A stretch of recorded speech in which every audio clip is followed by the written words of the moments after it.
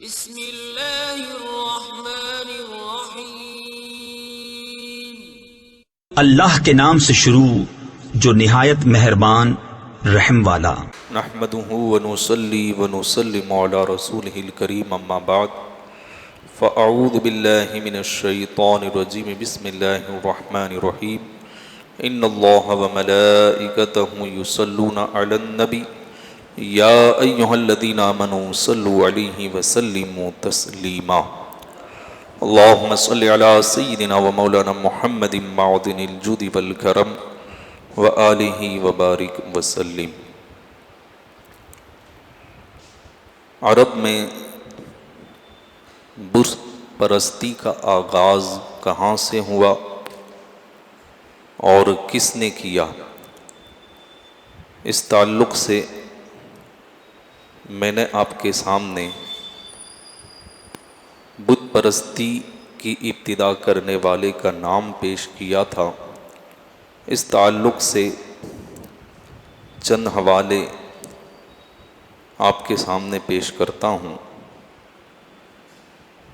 علامہ ابن خلدون لکھتے ہیں عمرو بن لحی هو اول من غیر دین اسماعیل وعبد الاوثان وامر العرب بعبادتها وفیہ قال صلی اللہ علیہ وسلم رأیت عمرو بن لحی یجر قصبہ فی النار۔ ابن خلدون لکھتے ہیں کہ عمرو بن لحی وہ پہلا شخص ہے جس نے دین اسماعیل کو تبدیل کیا اور بتوں کی پوجا شروع کی، اہل عرب کو ان کی عبادت کا حکم دیا۔ اور اسی عمرو بن لحی کے بارے میں نبی کریم صلی اللہ تعالیٰ علیہ وسلم کا ارشاد گرامی ہے کہ میں نے عمرو بن لحی کو دیکھا کہ وہ جہنم کی آگ میں اپنی آنتیں گھسیٹ رہا تھا۔ تو یہ چونکہ بت پرستی کا آغاز کرنے والا، بت پرستی کی بنیاد رکھنے والا تھا، اس لیے اس کو اللہ کے رسول صلی اللہ تعالیٰ علیہ وسلم نے اس عذاب میں دیکھا۔ سیرت حلبیہ کے اندر حضرت علی بن برہان الدین فرماتے ہیں کہ قد تضافرت نصوص العلماء علی ان العرب من عہد ابراہیم استمرت علی دینہ اے من رفض عبادت الاصنام الى زمن عمرو بن لحی فهو اول من غیر دین ابراہیم وشرع للعرب الضلالات فعبد الاصنام وسیب الصائمۃ۔ یعنی اس بات پر علماء کی بکثرت تصریحات ہیں، علماء نے صراحتاً لکھا ہے کہ اہل عرب حضرت ابراہیم علیہ السلام کے زمانے سے لے کر عمرو بن لحی کے زمانے تک حضرت ابراہیم علیہ السلام ہی کے عقائد پر ثابت قدم رہے۔ اہل عرب دین حنیف پر رہے، حضرت ابراہیم علیہ السلام ہی کے دین پر رہے، حضرت ابراہیم کے زمانے سے لے کر عمرو بن لحی کے زمانے تک۔ یہ عمرو بن لحی وہ پہلا شخص ہے جس نے دین ابراہیمی کو تبدیل کیا اور اہل عرب کے لیے طرح طرح کی گمراہیاں شروع کی۔ اس نے بتوں کی پوجا کی، سائبہ اور بحیرہ کی بدعت کا آغاز کیا۔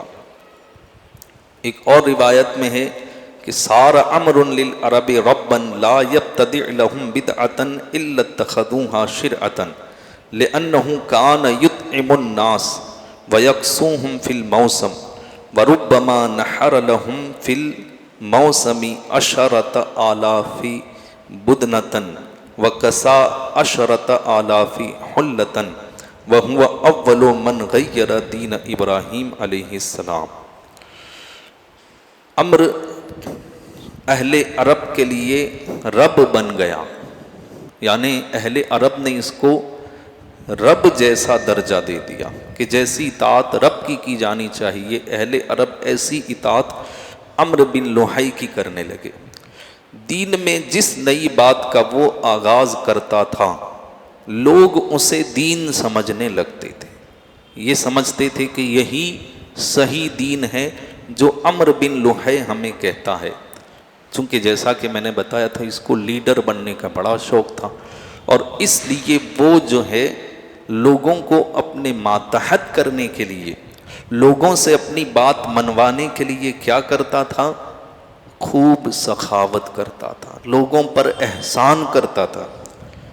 آج بھی گمراہی پھیلانے والے کیا کرتے ہیں کہ آپ پر کوئی نہ کوئی احسان کر دیں، اب آپ احسان تلے دب جائیں گے، پھر آپ کو اس کی بات سننی پڑے گی۔ عمرو بن لوحی یہ بڑا سخاوت کا کام کرتا تھا، اور اسی وجہ سے لوگ اس کی باتوں کو مان لیتے تھے۔ اس کی سخاوت کیا تھی، لوگ اس کی بات کیوں مانتے تھے؟ تو آگے لکھا ہے کہ اس کی وجہ یہ تھی کہ وہ موسم حج میں لوگوں کو کھانا کھلایا کرتا اور انہیں لباس پہنایا کرتا۔ بہت سی مرتبہ وہ موسم حج میں 10,000 اونٹ ذبح کرتا، حاجیوں کے لیے وہ 10,000 اونٹ موسم حج کے اندر ذبح کرتا، اور 10,000 ناداروں کو لباس پہناتا۔ اتنی زیادہ دولت یہ ان لوگوں کے پیچھے خرچ کرتا۔ 10,000 مرغیاں اگر کوئی کھلائے تو یہ بھی بہت بڑی بات ہے، 10,000 بکرے کھلائے یہ بھی بہت بڑی بات ہے، یہ 10,000 اونٹ کھلاتا تھا۔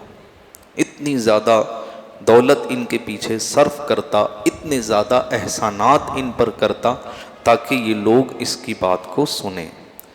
یہی وہ پہلا شخص ہے جس نے حضرت ابراہیم علیہ السلام کے دین کو بدل دیا۔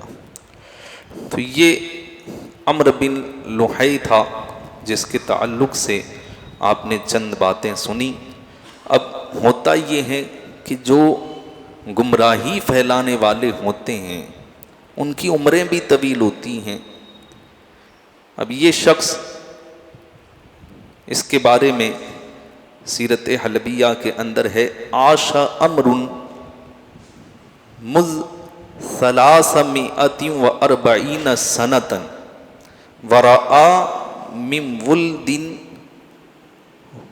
ولده 1000 مقاتل ومدة ملكهم 500 سنة۔ عمرو بن لوحی 340 سال تک زندہ رہا، اس کی عمر اتنی طویل تھی، 340 سال تک۔ فرعون جس نے رب ہونے کا دعویٰ کیا تھا اس کی بھی عمر بڑی طویل تھی، 400 سال تک وہ لوگوں پر ظلم و ستم کرتا رہا۔ تو ظلم کرنے والوں کی، گمراہی پھیلانے والوں کی عمر طویل ہوتی ہے، اس میں اللہ کی ہزارہا حکمتیں ہوتی ہیں، جس میں سے ایک حکمت ہمیں یہ بھی سمجھ میں آتی ہے کہ اللہ تبارک و تعالیٰ کو جس کو زیادہ آخرت میں عذاب دینا ہوتا ہے دنیا میں اس کو زیادہ ڈھیل دی جاتی۔ ہم جو تکلیفوں میں آ جاتے ہیں وجہ کیا ہے کہ اللہ ہمارے گناہوں کی سزا ہمیں دنیا میں دے دیتا ہے تاکہ ہمیں آخرت کے عذاب سے چھٹکارا مل سکے۔ لیکن جن کو اللہ آخرت میں سخت عذاب دینا چاہتا ہے تو پھر دنیا میں ان کے لیے ڈھیل چھوڑ دیتا ہے۔ تو فرعون کے لیے بھی ڈھیل چھوڑ دی گئی، عمرو بن لوحی کے لیے بھی ڈھیل چھوڑ دی گئی، اور آج کے ظالم حکمرانوں کے لیے بھی ڈھیل چھوڑی گئی ہے۔ ہمارے مسلمان کشمکش میں رہتے ہیں کہ یہ مرتا کیوں نہیں ہے، اس کی عمر اتنی لمبی کیوں ہے، اس کو کسی کی بد دعا کیوں نہیں لگتی، اس کے اوپر کوئی جادو کیوں نہیں کر دیتا، طرح طرح کے خیالات ہمارے ذہنوں میں آتے ہیں۔ لیکن ہمیں جو ہے یہ سمجھ لینا چاہیے کہ اللہ جس کو زیادہ عذاب دینا چاہتا ہے اس کی عمر بھی لمبی ہوتی ہے اور اس کے لیے آسائش بھی اتنی ہوتی ہے۔ تو یہ 340 سال تک زندہ رہا۔ اس نے اپنے بیٹوں اور اپنے پوتوں میں سے 1000 جنگجو لڑکوں کو دیکھا۔ لڑکوں کی تعداد 1000، وہ بھی جنگجو، اپنی اولاد میں اور پوتوں میں، اولاد کی اولاد میں، اتنی زیادہ تعداد اس نے دیکھی۔ اور اس خاندان کی حکمرانی 500 سال تک چلتی رہی، چونکہ اس کا خاندان طویل تھا، 500 سال تک ان کی حکمرانی چلتی رہی۔ تو یہ جو ہے آغاز کرنے والا بت پرستی کا عمرو بن لوہی۔ دھیرے دھیرے بت پرستی کا رواج بڑھنے لگا، کل و جدید لذیذ کے تحت، کہ ہر نئی چیز لوگوں کو بھا جاتی ہے۔ پہلے سے جو کرتے آئے ہیں اس میں اگر کچھ جدت آتی ہے، کچھ نیا آتا ہے تو لوگ اس کی طرف مائل ہوتے ہیں کہ نئی چیز کیا آئی۔ تو یہ بت پرستی کا آغاز ہوا، لوگ اس کی طرف مائل ہوئے، دھیرے دھیرے دھیرے ہر قبیلے کا الگ بت بننے لگا، ہر علاقے کا الگ بت ہونے لگا۔ تو بت پرستی کا رواج عام ہوتا گیا، یہ بت پرستی بڑھتی گئی اور بتوں کی تعداد بڑھتی گئی، یہاں تک کہ پھر گھر گھر میں بت بسنے لگے، اور پھر ہر کام کے لیے الگ بت آنے لگا۔ بیماری سے شفا دینے والا الگ بت ہوتا، روزی پہنچانے والا الگ بت ہوتا، کمزور کو طاقت دینے والا الگ بت ہوتا، جنگوں میں فتح دینے والا الگ بت ہوتا، جنگ میں شکست دشمنوں کو دینے والا الگ بت ہوتا، بارش برسانے والا الگ بت ہوتا، کھیتی میں زیادہ پیداوار کرنے والا الگ بت ہوتا، اولاد دینے والا الگ بت ہوتا۔ یعنی جتنے فائدے لوگوں کو لینے ہوتے، سفر کی کامیابی کے لیے الگ بت، دکان میں برکت کے لیے الگ بت، یعنی ہر کام کے لیے انہوں نے بت بنانے شروع کیے، یہاں تک کہ بتوں کی تعداد بڑھتی گئی اور بت پرستی میں اضافہ ہوتا گیا۔ حد یہ ہوئی کہ خانہ کعبہ کے اندر 360 بت نصب کر دیے گئے۔ جو خانہ کعبہ توحید کا گھر، اس گھر میں 360 بت نصب کر دیے گئے۔ خانہ کعبہ میں جو بت تھے ان کی تفصیل کچھ اس طرح ہے کہ خانہ کعبہ کے اندر جو سب سے بڑا بت تھا اس کا نام ہبل تھا، اسی لیے یہ لوگ اعلو ہبل کے نعرے لگاتے تھے۔ جب جنگیں ہوئی، جنگ بدر ہوئی، جنگ احد ہوئی، تو آپ پڑھیں گے کہ ان لوگوں نے اس میں اعلو ہبل کے نعرے لگائے، ہبل کو بلندی ہو، ہبل کو بلندی ہو، جبکہ ہم کیا کہتے ہیں؟ سبحان ربی الاعلی، پاکی ہے اس رب کی جو بلند و بالا ہے، اور رب پہلے سے بلند ہے۔ تو یہ ہبل ان کا سب سے بڑا بت تھا جو سرخ عتیق کا بنا ہوا تھا۔ اس کی صورت انسان جیسی تھی، بت کی جو صورت ہوتی ہے وہ ہبل کی انسان جیسی تھی۔ اس کا داہنا ہاتھ یعنی سیدھا ہاتھ ٹوٹا ہوا تھا۔ قریش نے اس کی جگہ سونے کا ہاتھ بنا کر اس میں پیوست کر دیا تھا۔ ہبل کے بت کو سب سے پہلے خزیمہ ابن مدرک نے نصب کیا، اس لیے جو خانہ کعبہ کے اندر ہبل کا بت تھا اس کو ہبل خزیمہ کہتے تھے۔ اس سے کام کیا لیا جاتا تھا؟ اس بت سے، ہبل سے، ان کو اگر کوئی کام شروع کرنا ہوتا تو ہبل کے پاس ترکش ہوتا جس میں 2 تیر ہوتے، ایک تیر پر نعم لکھا ہوتا یعنی ہاں، اور ایک تیر پر لا لکھا ہوتا یعنی نہیں۔ ان کو کوئی بھی کام شروع کرنا ہوتا تو یہ حبل بت کے پاس آتے جو عین خانہ کعبہ کے اندر نصب کیا گیا، اس کے پاس آتے اور یہاں کا جو خادم ہوتا، پجاری ہوتا، اس سے کہتے کہ ہمیں سفر کا آغاز کرنا ہے، ہم پھال نکالنا چاہتے ہیں، ہمارا بت ہمیں اجازت دیتا ہے یا نہیں۔ وہ ترکش کو ہلاتا اور اس سے کہتا آنکھیں بند کر کے کوئی بھی تیر نکالو۔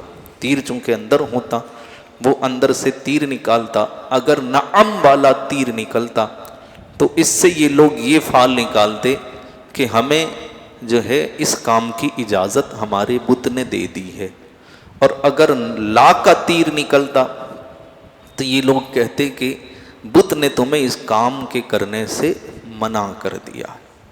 تو اس طرح اس بت سے یہ لوگ کام لیتے تھے۔ دوسرا کام کیا تھا؟ بڑا عجیب و غریب یہ کام تھا، اور ان کی جہالت آپ دیکھیں، چونکہ جہالت والے کام میں اضافہ ہوتا رہتا ہے۔ کسی بچے کے نسب پر اگر انہیں شبہ ہوتا، باپ کہتا کہ یہ میرا بیٹا نہیں ہے، ماں کہتی نہیں یہ تیرا ہی بیٹا ہے، تو جس بچے کے نسب میں انہیں شک ہوتا، ایسے بچے کو لے کر کے یہ وہاں پر آتے حبل کے پاس۔ اس کے لیے ایک الگ ترکش ہوتا، اس ترکش کے اندر 2 تیر ہوتے، جس میں ایک پر صریح لکھا ہوتا، دوسرے پر ملصق لکھا ہوتا۔ اس بچے سے کہا جاتا، جس بچے کے نسب میں شک ہوتا، وہ جو وہاں کا پجاری ہوتا، وہ اس کو ہلانے کے بعد کہتا اس بچے سے کہ اس میں سے کوئی ایک تیر لے لو۔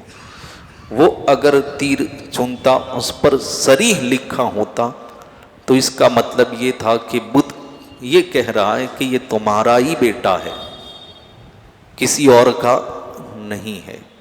اور اگر ملصق لکھا ہوا تیر نکلتا تو پھر یہ کہتے کہ بت نے یہ فیصلہ کیا ہے، یہ تمہاری جائز اولاد نہیں ہے، یہ حرام کی اولاد ہے، یہ ناجائز بیٹا ہے۔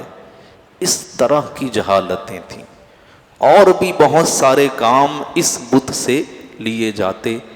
7 طرح کے ترکش وہاں رکھے ہوتے تھے، اور ان سے الگ الگ کام لیے جاتے تھے۔ یہ وہاں کی جہالتیں تھیں۔ خانہ کعبہ میں اور بھی بت تھے جن کی تفصیل انشاءاللہ آگے بیان کی جائے گی۔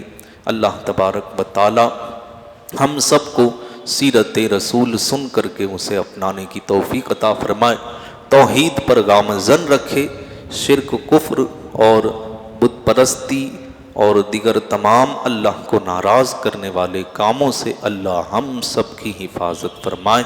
السلام علیکم ورحمۃ اللہ وبرکاتہ۔